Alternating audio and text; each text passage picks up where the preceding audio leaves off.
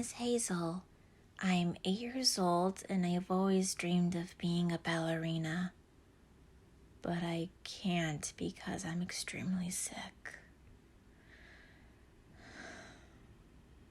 I've been in the hospital for almost a year and I really want to go back home with my mom and be able to go back to ballet class with my friends.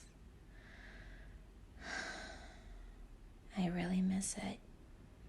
But I do have my friend Melanie, who only I can see, and we would talk about lots of stuff, like my dreams of being a ballerina, cartoon shows, and lots of other stuff. We've been friends for the past 3 weeks, but Melanie would sometimes talk about death, and I really wish she didn't.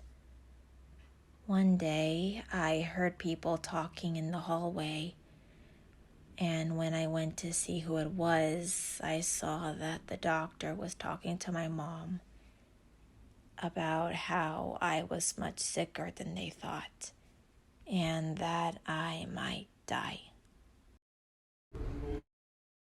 I sat in bed in disbelief about what I heard, and I start to get really, really scared about what could happen if I died. But what scared me the most was leaving my mom all alone and the idea of never seeing her again. I tried to calm myself down by playing the music box my mom got me when I first got in the hospital. The melody always helped calm me down.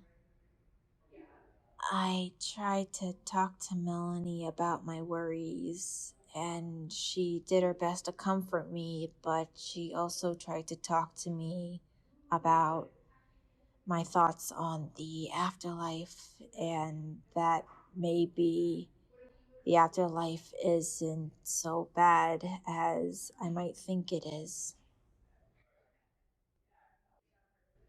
A few days later, Melanie and I were playing when a doctor that I've never seen before came in the room with my mom next to her. The doctor sat next to me while my mom stands by, but then leaves the room, which made me really, really worried.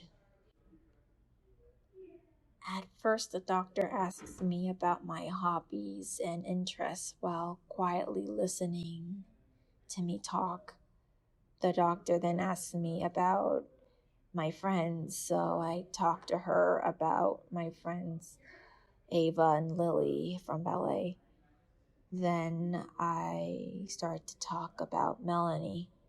The doctor wrote something down and started to ask questions about Melanie, and I answered her. But then the doctor asked me about my time in the hospital. I wasn't sure about answering, but I did anyway, the best I could. But the conversation was making me think about my death, that what could be coming up. The thoughts started to get to me, and I just break down and cry.